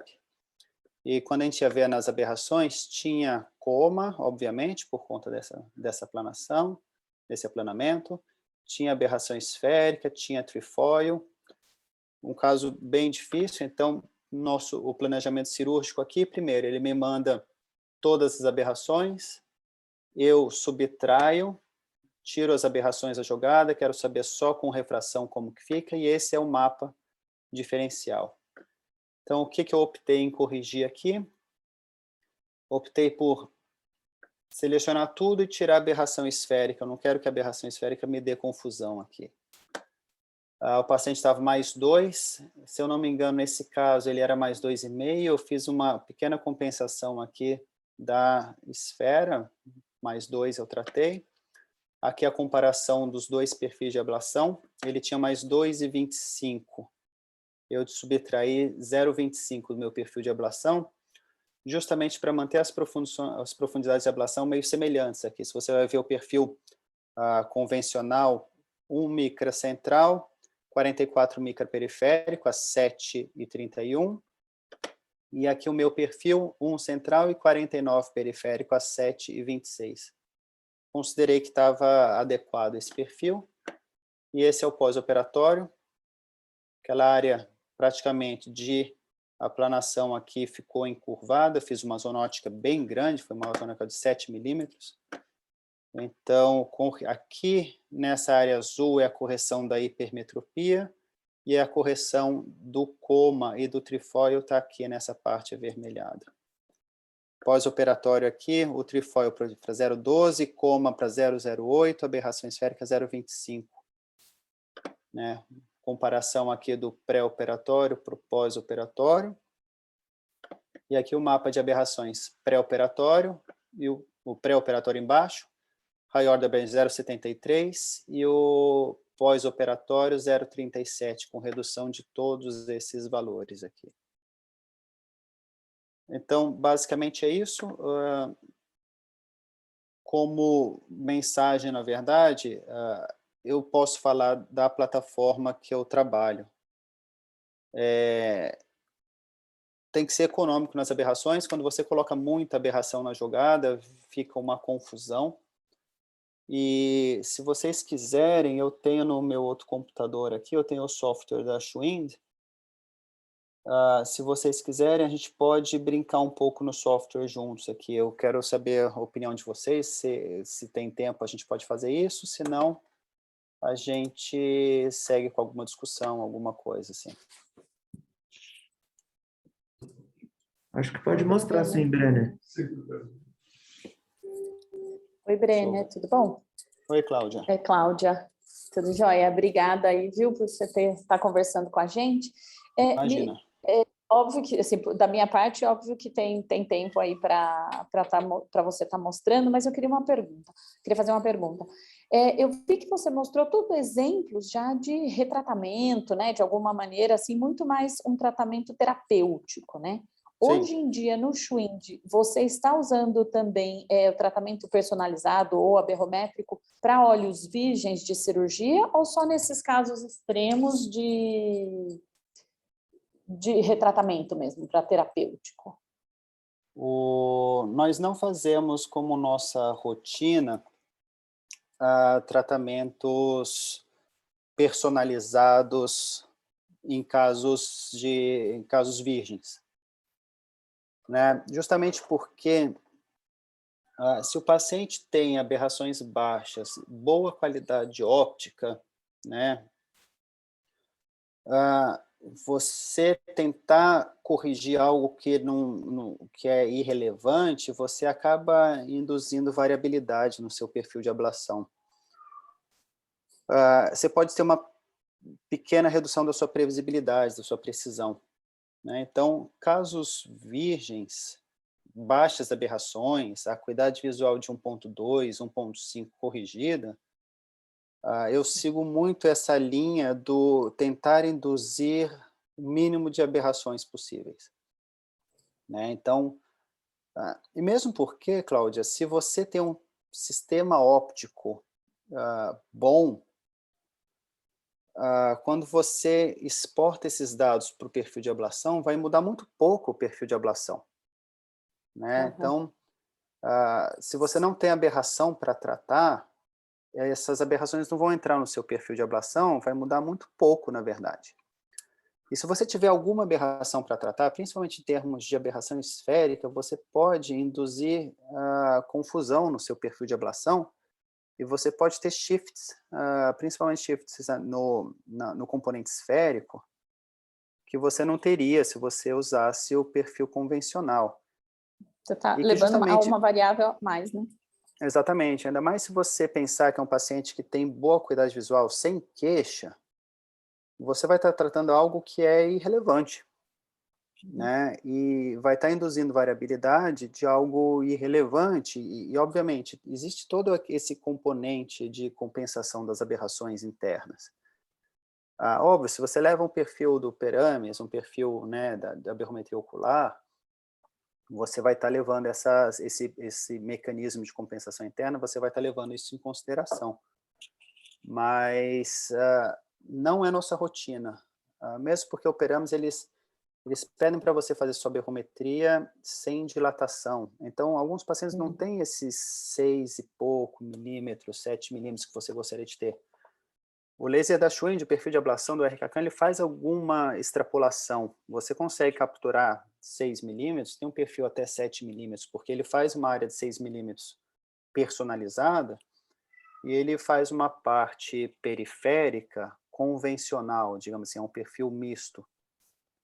Né? Então, mas não tem experiência não, mesmo porque é um pouco difícil você colocar isso na sua rotina.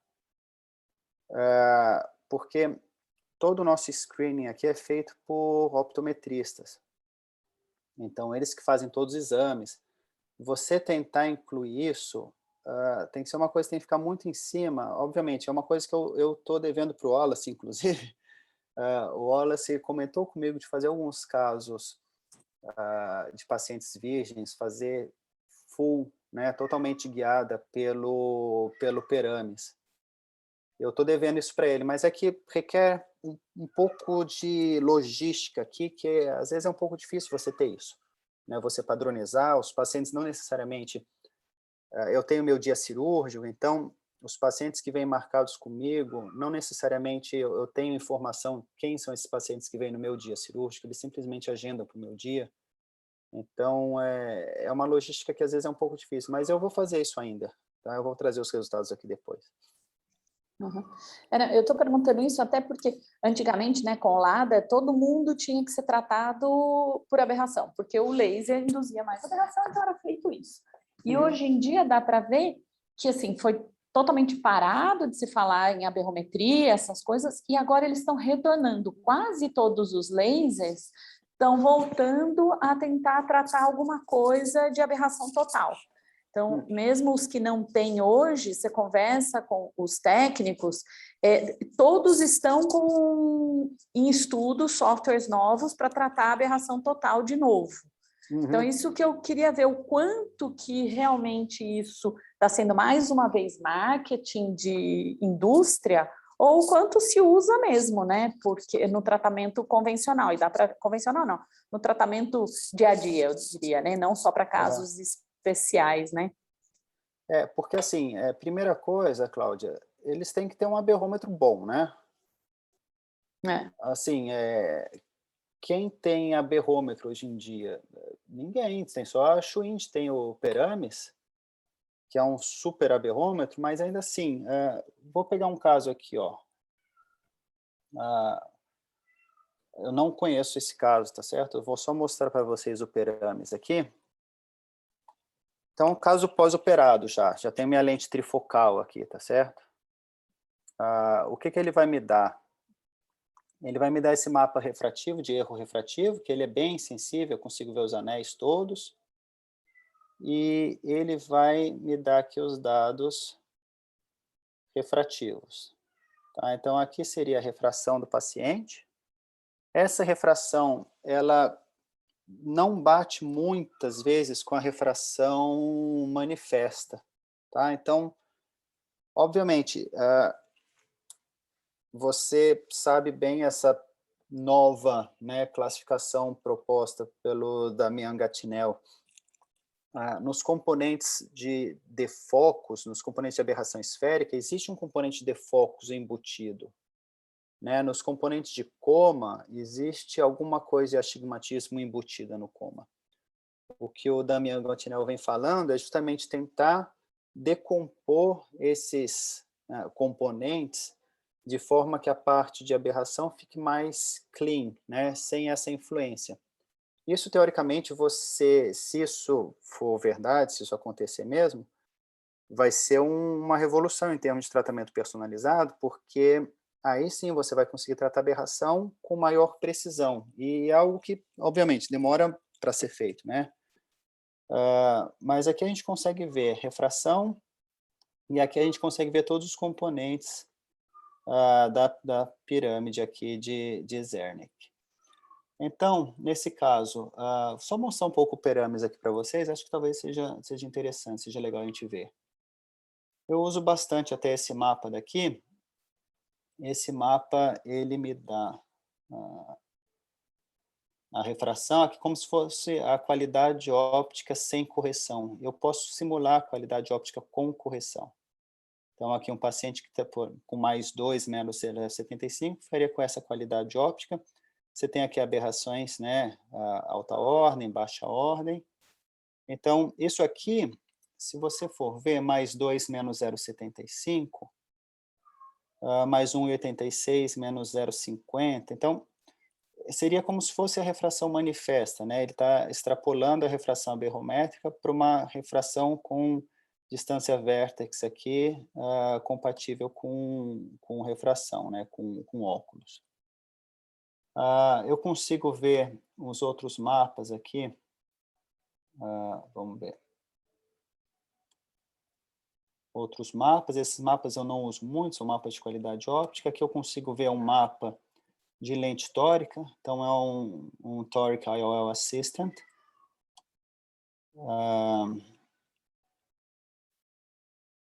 Eu consigo pegar a topografia desse paciente, olho esquerdo, e ele vai me mostrar os componentes internos e componentes externos com relação à lente tórica, né? Esse aqui não é uma lente tórica, mas você consegue posicionar de tal forma que você vê a marcação da lente tórica e você vê se o componente interno está compensando o componente corneano. E aqui é um mapa interessante, que é justamente o mapa das aberrações internas. Então, ele faz como se fosse o eye trace, ou o próprio OPD scan. Eu vou ter aberração ocular total, eu vou ter aberração da córnea e aberração interna. Tá certo? Espera aí rapidinho, um segundinho, deixa eu só comentar um negócio.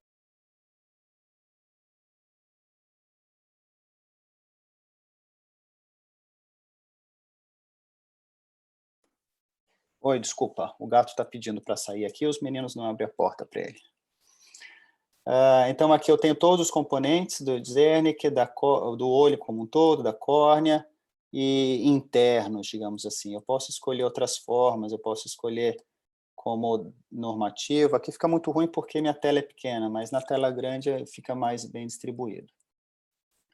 Então, aqui eu tenho essas aberrações, eu pego Export, e eu posso exportar esses dados para o laser, tá certo? Então, aqui, Refractive Export to Schwind. Então, aqui ele pede mais do que 5 milímetros, eu não consigo exportar esse dado. Então, pupilas menores do que 5, eu não consigo exportar o perames, eu preciso necessariamente ter pupilas maiores do que 5. Então, vou fazer aqui um perfil de ablação para vocês. Esse caso aqui foi um caso bem difícil, um paciente com um monte de aberrações aqui. Então, foi o que você falou, Cláudia. Hoje em dia é mais para tratamento terapêutico mesmo.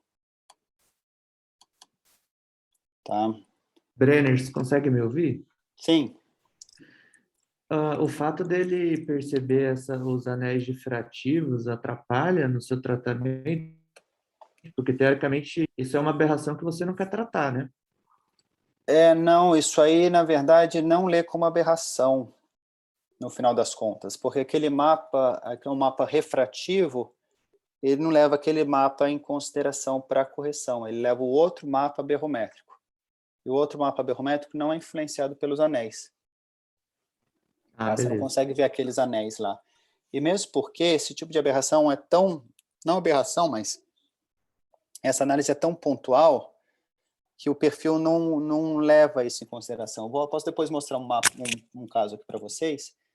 É um paciente que teve uma superfície ruim, ele tinha alguns infiltrados, e às vezes você faz até aberrometria de infiltrado, alguma coisa, e não dá muita diferença, mas ele influencia na qualidade óptica, apesar da aberrometria não notar isso.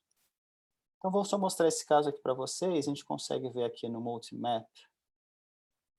O computador está um pouco lento, aqui é um computador velho meu, Então, a gente consegue ver uma córnea bem aberrada, né? Toda torta. Quando a gente vai ver aqui a aberrometria corneana, tem tudo um pouco, né? A gente consegue ver, tem astigmatismo, tem coma, trifóio, aberração esférica, quadrifóio, tem tudo. Então, vamos exportar esse caso daqui, que acho que vai ser um caso interessante para a gente analisar o quanto olha só, o quanto essas aberrações, elas influenciam o perfil de ablação. E para ver como é difícil você tratar tudo, porque... desculpa, Cláudia, você viu aqui que eu fiz ou não? Então tá, a gente escolhe aqui o RKK, vamos ver se está aqui. Então tá certo. Então aqui eu cliquei no Export, Export to Schwind, Refractive Export to Schwind. E aí ele vai me mandar para o ORCACAM. Aqui tem o ORCACAM aberto. Tá? Esse é o software da Schwind. Você clica aqui o ORCACAM. Ele vai me abrir o perfil de ablação. Eu não lembro aqui agora qual era o olho direito. Então você vem aqui, olho direito, você tem essas opções. Aqui é o tratamento aberration free, seria o tratamento convencional, ocular wavefront, que é pelo peramis, e corneal wavefront. Eu clico aqui no corneal wavefront e eu procuro o paciente aqui. Esse aqui foi o paciente. Eu abro. Então aqui o que nós temos de informações? Nós temos a parte de refração, nós temos a parte ceratométrica, nós temos a parte do pupil offset, dados da aberrometria e dados de ciclotorção. Se eu não faço nada, isso aqui seria somente aberrações de alta ordem. Digamos que esse paciente esteja -1, -1, tá certo? Ele estava contra a regra, vou colocar 90 aqui. Então, digamos que seja essa a refração do paciente, uma refração relativamente simples. Eu gosto sempre de selecionar PRK, por mais que a maioria eu faça trans-PRK, eu faço o planejamento com PRK primeiro, para ficar mais fácil de visualizar. Então, eu coloco OK, e ele vai me montar o perfil de ablação agora.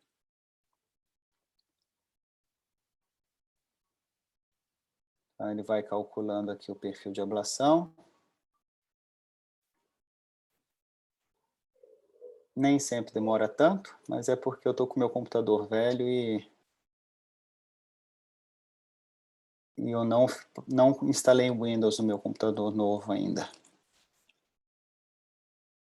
Pronto. Então tá. Então esse é meu perfil de ablação. É difícil você ver, parece algum perfil, alguma coisa de uma miopia, meio quadradão aqui, mas a princípio parece um cilindro nesse sentido aqui. Vamos ver. Então a gente vai lá no Manager. Antes de fazer isso, eu preciso ajustar minha zona óptica, tá? A primeira coisa a fazer sempre é ajustar a zona óptica. Então, nesses casos, eu gosto de zona óptica grande, eu coloco zona óptica de 7, porque eu vou fazer um PRK, então quanto maior a zona óptica, melhor. Então, aqui é o meu Manager. Aqui é a parte toda de refração. Quando a gente vai conversar com o pessoal da Schwind, o pessoal da Rocol, eles falam sempre para usar essa parte de minimize. Eu não gosto desse, não. Eu acho que tem pouco controle. Eu venho direto para a parte da pirâmide. Então, aqui estão todas as aberrações selecionadas. Primeira coisa que eu faço, eu tiro tudo e coloco Update Preview. Então, aqui é o meu perfil de ablação convencional. O que não tem nada a ver com esse perfil de ablação aqui. Se você vai ver, a profundidade máxima, 33. Aqui, 94. Central. Então, aqui, você tem certeza que você vai errar de longe sua refração. Tá certo? 94, 33, você pode esperar uma hipercorreção bizarra aqui. -1, ele vai para um +2, +3 facilmente aqui. Então, eu clico Apply, esse mapa vai subir para cá. Tá certo? Agora eu vou selecionar as aberrações que eu quero. Pelo meu mapa aqui, eu tenho de tudo um pouco, né? Tem coma, tem trifoil, né? Alguma coisa de quadrifoil. Então, a gente pode começar a colocar alguma coisa aqui, ó. Terceira ordem a gente pode colocar. A gente faz um update preview só para ver o que vai fazer. Já começa a ficar meio bagunçado, né? Zona óptica já subiu para 77. Então, você vai e coloca aqui alguma coisa de quarta ordem. Diminuir um pouquinho, mas já fica uma bagunça. Se quiser colocar a aberração esférica, a gente vê que acontece. Né, 84. Então, você vê que, assim, é super difícil você, só mexendo nisso, você ter uma ideia. O perfil aqui até que está alguma coisa na mesma orientação, né? Só que você vê que o diferencial aqui, de 84 central para 33 central, dá aqui, ó, a gente dá um OK. Central era 33, né? Aqui está com 74 central. Então, a gente vai ter uma hipercorreção. Então, o que eu faço? Vai lá no coisa do paciente, coloca 0 aqui.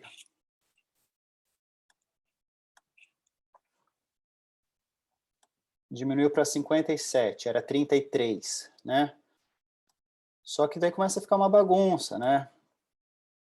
Aí você coloca mais 1. E eu vou fazendo assim, Cláudia. Tentativa e erro. Nossa, totalmente artesanal, né? Totalmente artesanal. E você vai vendo pelo perfil de ablação o que parece mais. Aí você volta no manager aqui, né? Tira essa aberração esférica. Nossa, você vê que perfil maluco agora. Tem nada a ver com aquele perfil original, né? Só que é assim, principalmente nesses casos muito aberrados, não dá para tratar tudo, entende? Porque é uma bagunça. Você vai colocar todas as aberrações, você não tem ideia do que você vai tratar, né? Você vê que fica um perfil aqui, olha esse tipo de perfil como que está agora. Que refração você vai conseguir atingir com esse perfil? O que esse perfil te diz, né? Esse perfil aqui, você vê que tem um tetrafoil aqui, vai te tirar 52 no centro, mas aqui está tirando 70 na periferia. Né? É quase um perfil bitórico. E aqui está de acordo. Então, quer dizer, é braçal mesmo, é empírico, de certa forma, Cláudia. Principalmente esses casos muito aberrados. Por isso que, nesses casos, óbvio, você não pode oferecer nenhuma precisão. Uma coisa que muita gente faz, o próprio Dr. Marcos, no H-Olhos, ele fazia bastante isso. O próprio Luiz Esquerdo, ele faz isso. Ele corrige, primeiramente, só aberrações, né? E depois vai pensar numa cirurgia refrativa para melhorar a precisão. Mas você não pode nunca, para o paciente, não pode nunca prometer para ele precisão, né? Você tem que sempre dizer para ele que ele vai precisar de um novo procedimento, né? Principalmente esses casos muito extremos, né? Muito aberrados. Esse cara eu não lembro o que eu fiz, mas eu sei que ele ficou muito bom, por incrível que pareça. Eu tenho os dados dele aqui de pós-operatório. Eu não lembro exatamente qual perfil que eu tratei dele. Esse caso foi um caso difícil mesmo. Esse aqui foi o melhor que eu consegui para ele. Esse foi o melhor que eu consegui para ele. A gente consegue ver aqui, ó, fazer o mapa diferencial. Eu não lembro exatamente qual foi o que eu usei para tratamento. Mas é braçal mesmo, viu, Cláudia? Me incomoda um pouco quando começa a ficar um negócio que você não tem muito controle, né? Diferente de um tratamento mais convencional ou, sei lá, por exemplo, um contora que você vai tratar só um pouco da esfericidade corneana, né? Ou se não de algumas alterações de aberração da córnea, quando você começa a tratar muita coisa que você vai, eu coloco esse, tiro aquele, você perde totalmente o controle do que está acontecendo, né? Eu acho que isso me incomoda um pouco. Não, principalmente esses muito... Ele funciona muito como contura. A diferença do contura, Cláudia, é que na verdade você não tem essa possibilidade de flexibilizar, né?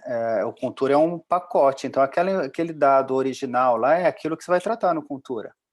Você vai conseguir mexer alguma coisa em termos de esfericidade, mas você não vai mexer nas aberrações, porque no final das contas, o algoritmo do contura, ele usa aberração do mesmo jeito. Ele usa elevação. A partir dos mapas de elevação, ele faz uma decomposição de Zernike dentro do homograma dele para montar o perfil de ablação. E o perfil de ablação é esse mesmo perfil aqui, só que você não tem essa flexibilidade. Entendeu? Então, aqui é como o paciente ficou. Ele não ficou tão bom, mas também não ficou tão ruim. Ficou 0,95 de high order aberration aqui. Né? Mas ainda não está tão bom. Ele é um paciente que vai precisar de outro e outro, provavelmente. Mas quando você pega outros casos, ó, aquele outro caso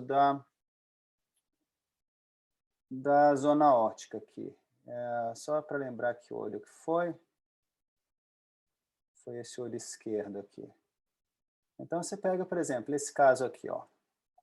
Zona óptica pequena, tá certo? Aberração esférica. Aberração esférica 0,43. Então, acho que ele já tem aqui, não vou precisar exportar de novo.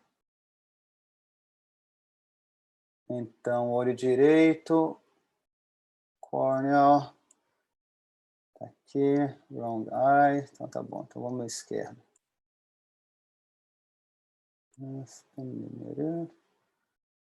Então, tá aqui, ó. Esse cara, só de aberração esférica, o perfil com 0. É um perfil miópico, tá certo? Isso. Olho esquerdo, ó, aberração 0,43, eu estou tratando só a aberração aqui, ó, 0,43. É um perfil miópico. Se você vai ver aqui no centro, tá tirando 35. Isso aqui é praticamente quase em 2 dioptrias, digamos assim. Né? Para você corrigir essa aberração esférica, eu tiro a aberração esférica aqui, ó. Olha a diferença do perfil. Vira um perfil nada, né? Vira um perfil quase hipermetrópico. Aqui tem alguma coisa aqui de astigmatismo, mas aqui no meio, ó, você tem 4 micras só de ablação. Versus, só de colocar a aberração esférica, ó, versus 31. Aí você compensa, 31 dá 2 dioptrias, tá certo? Você coloca aqui, ó, mais 2. Então, agora fica um perfil quase hipermetrópico. Então, mais 2 foi muito. Aí você volta aqui, ó, mais 1,5.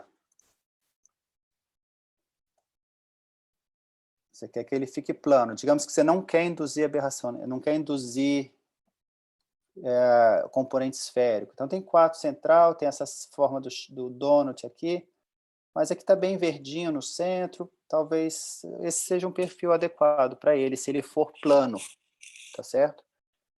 Mas é isso, é artesanal mesmo, Cláudia.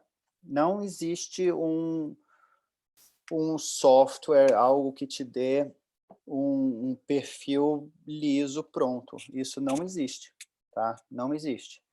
Aí, como que eles fazem para fazer? Eles falam para fazer assim, ó. Vamos dar um cancel aqui. Vamos botar 0. Digamos que esse cara seja plano, tá certo? Ele veio tratar só essa aberração esférica aí. Eu não quero induzir. Então, olha só, eles falam para fazer assim, ó. Manager, Refraction. Então, aqui eu tenho que minimizar minha profundidade. Quando você vai fazer um tratamento miópico, eles colocam minimizar profundidade. Quando é um tratamento hipermetrópico, eles falam para minimizar o volume. Tá? Então, o software está me calculando aqui um perfil de ablação que vai diminuir essa profundidade de ablação central, né? Procurando um perfil que seja de acordo. Lembrando que, obviamente, esse cara é plano, você não pode induzir. Então, ó, ele me muda a refração, tá vendo? Então, ele pega e colocou uma refração de mais 0,94, tinha colocado 1,5. Né? Então, ele sugeriu que uma refração de 0,94 vai compensar. Então, esse é o perfil que ele escolheu. Tá? Tá ok, é um perfil aceitável, mas você vai tratar 0,94 de um paciente que é plano. E aí existe essa outra opção aqui também, de na pirâmide você diminuir aqui a profundidade escolhendo aberrações. Então, o software vai escolher quais aberrações ele vai tratar de forma a diminuir o volume. Mas não leva muito em consideração a questão da qualidade óptica, só a questão da profundidade de ablação. Né? Então, teoricamente, é assim que eles falam que é para fazer. Eu faço um pouco mais braçal mesmo.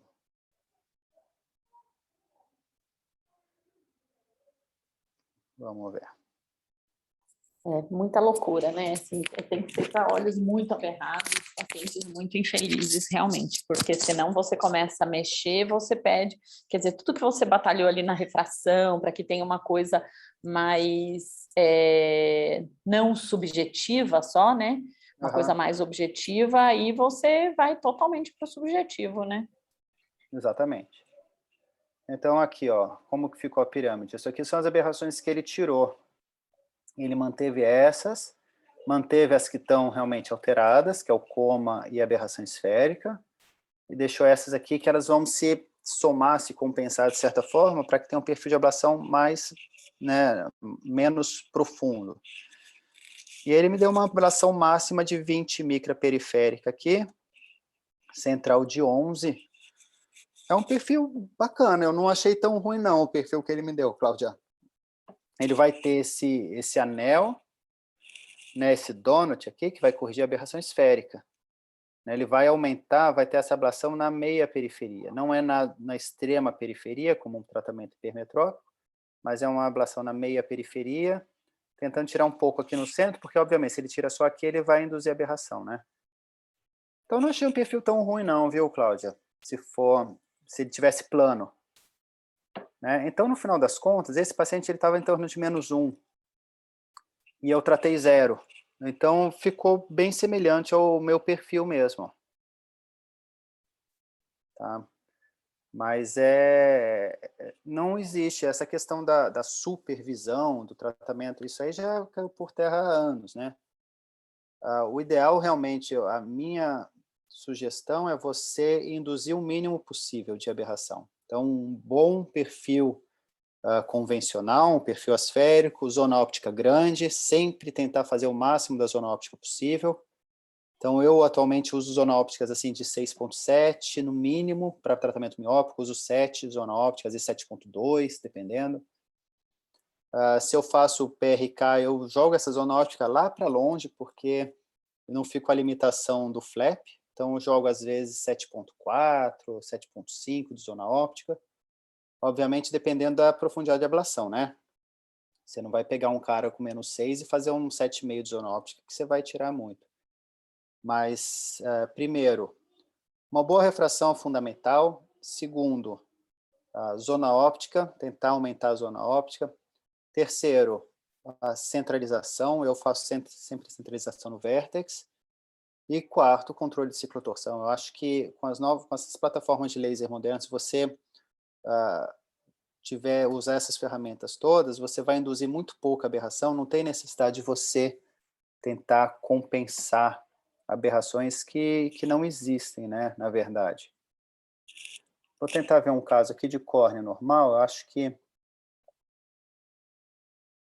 só para ver se muda muito o perfil de ablação aqui, uma córnea normal, tá? Essa aqui parece ser bem boazinha, um pouco asférica, não detectou pupila. Deixa eu pegar uma outra aqui. Uma córnea inocente, tá? Um pouco assimétrica aqui, mas se você vai ver em termos de aberrações, 0,39 de aberração de high order é considerado normal, tem um pouco de coma, tá certo? Mas seria um caso que poderia vir no nosso consultório, tá certo? Aqui ele me dá os discos, os anéis de plástico, ver se está tudo certo, eu posso exportar essas informações.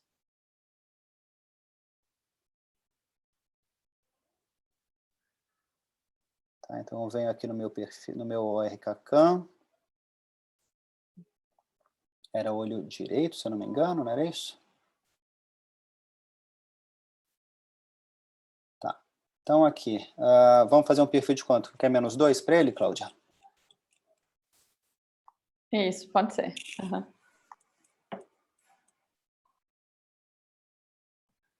Uma zona óptica de 6.7, que eu gosto.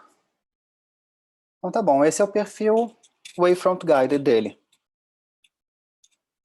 Tá, tem aqui uma profundidade de ablação central de 45, algum deslocamento daqui, né, 46, por causa daquele coma. A gente vem aqui no nosso manager, essas são as aberrações. Ele anotou aqui como o coma Está alaranjado, significa que é um pouco alterado, tá certo? Então, eu tiro tudo aqui. Até que mudou nesse caso, hein? Até que mudou.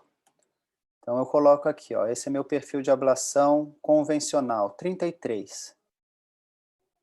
Então, só de aberração esférica, vamos ver. Não parecia ser tão ruim de aberração esférica, né? Mas você vê, só de aberração esférica já aumentou para 40. Então, se esse cara era -2, esse cara vai ficar hipercorrigido se eu corrigir a aberração esférica dele. Tá? E vamos ver, a aberração esférica dele não era nada, ó, 0,14. Tá vendo? Não tinha nada de aberração esférica corneana aqui. Mas só por conta dessa aberração esférica aqui, ele vai me aumentar o perfil de a profundidade de ablação de 33 para 40. Meia dioptria, né, mais ou menos, né, 7 micra aqui, meia dioptria, ele vai ficar 0,50 hipercorrigido. Não é de todo mal. Aí você pega e coloca um coma aqui, ó. Vamos só corrigir coma. Coma mudou pouco, ó, que legal. Tá vendo? 33 foi para 36, corrigindo aquele coma lá, não teria problema, isso aqui não mudaria nada no seu resultado. Sua precisão seria a mesma aqui, 3 micra, nada demais. Né? A gente coloca aqui a aberração esférica também, né? Já vai de 33 para 41. Por isso, Cláudia, a aberração esférica é complicado, viu? A não ser que seja um caso de problema pela aberração esférica, ela é uma fonte importante de desvio na precisão. A gente pode tentar colocar uma aberração esférica secundária aqui para ver se ela compensa um pouco. Até aumentou mais ainda, ó. Tá? Foi para 42 aqui a profundidade de ablação. Então você vai hipercorrigir esse cara que teoricamente tem uma aberração esférica normal, você não precisa dessa aberração esférica. E provavelmente você não precisa de nada. Né? Esse cara, num perfil convencional, vai ficar super bem do mesmo jeito. Né? Então, talvez esse coma eu não teria problema. Mas você precisa, sim, selecionar, porque se você coloca tudo, em vez de 33, você vai ter 46 de profundidade de ablação. Esse cara vai ficar hipercorrigido com certeza, porque você está usando dados só da córnea, né? Então, ele vai ficar hipercorrigido. Você tem aqui 13 micra, mais quase uma dioptria hipercorrigida, esse cara vai ficar. Né? Então, é isso. Essa é a mensagem aqui. Acho que você querer corrigir a aberração em paciente com córnea virgem, eu particularmente acho desnecessário. Eu acho que você está induzindo só confusão, só um fator de confusão. E não vai estar induzindo, não vai estar incluindo qualidade, você não vai estar dando mais qualidade para o seu tratamento. Eu acho que a principal qualidade que você dá para o seu tratamento é uma boa precisão com baixa indução de aberração pós-operatória. E nem naqueles casos que você vê uma aberrometria alta, porque você não faz de rotina, né? No paciente virgem de cirurgia, você não faz de rotina uma aberrometria, né? Porque senão, naqueles casos que você tem muita aberração, você pensaria em tratar, sei lá, um cara com cilindro grande, alguma coisa assim, você pensaria? Que, por exemplo, o Contora, eles até contraindicam você fazer o Contora num cilindro muito alto, né? Geralmente eles orientam fazer até 3, mais ou menos. Então, quer dizer, a hora que você precisaria mais, porque o cara tem um cilindrão, daí você vai ter um pouco mais de aberração, eles já acham que você não deve fazer, daí é isso que eu falo, gente, não faz muito, na minha cabeça ainda não consigo fazer muito sentido nisso, né? Uhum. Na verdade é o seguinte, eu não conheço o Contora, eu realmente não tenho zero experiência com Contora. Um cilindro alto não necessariamente significa aberração de alta ordem alta, né?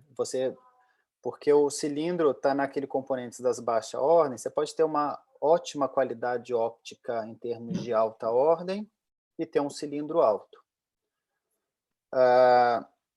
Você precisa usar aquelas ferramentas que vão te melhorar a sua correção do cilindro. Então, você precisa ter isso, vértex e controle de ciclotorção. E com isso você usa o perfil convencional mesmo. Você não precisa de um perfil personalizado por conta de um cilindro alto, né? São coisas separadas. E aquele caso que vem paciente virgem, né, córnea virgem, dificilmente esse cara tem aberrações aumentadas. Óbvio que ele tem que ter alguma coisa para ele ter aberração aumentada. Ele tem alguma cicatriz, ele tem um pterígio, ele tem alguma coisa, ele tem. Então, acaba virando uma cirurgia terapêutica, né? Porque aquele caso de rotina que vem para avaliação de cirurgia refrativa, dificilmente você vai encontrar uma aberração que precise de tratamento. A aberração que precisa de tratamento é aquela que você vai fazer uma cirurgia terapêutica mesmo. E aí é do jeito que eu faço desse jeito. É meio artesanal, né? Tentativa e erro, é você comparar o seu perfil de ablação personalizado com o seu perfil de ablação convencional para ver se você não vai induzir nenhuma loucura. E eu imagino que no Contura você consiga trabalhar em termos de refração. Você não tem essa flexibilidade de escolher aberração. Você vai ter seu pacote de aberração que ele vai tratar, ou de elevação, como queira. Mas, a partir do seu perfil, você vai ter que tentar entender o que o laser vai induzir para corrigir essas aberrações e você vai tentar compensar com a sua refração. E sempre comparando com o perfil convencional, para ver em termos de profundidade de ablação, né? Você vê a profundidade de ablação central, você vê a profundidade de ablação periférica, onde que está o ponto de maior ablação, para que você não induza um erro muito brutal, né? E nunca prometer precisão. Você tem que sempre dizer que vai tentar melhorar a qualidade óptica e que, muito provavelmente, esse paciente vai precisar de um ajuste fino depois, né? E aí você faz esse ajuste fino, depois você compensar a parte óptica, você faz seu ajuste fino convencional para melhorar a precisão. Excelente, Brenner. Muito obrigado. Obrigada mesmo. Obrigada mesmo. E desculpa o abuso aí, né? Não, imagina. Estou de férias. Aí é bom, né? Aqui tem uma semana de férias no outono. Então, tem uma semana de férias no inverno, uma semana de férias no outono. São 4 férias no ano daí. Ai, que delícia. Morri de inveja agora. Bom, então vamos terminar a reunião aqui. Muito obrigado, Brenner. Obrigado, Cláudio, pelos comentários. Semana que vem a gente vai falar sobre Mix and Match, multifocalidade, com o Fred. E bom fim de semana. Valeu. E boas férias, Brenner. Valeu, obrigado. Abração, tchau, tchau. Um abraço. Tchau, tchau. Obrigada, Brenner. Obrigada, Kobo, por permitir aí a gente invadir. Obrigada. Tchau, tchau.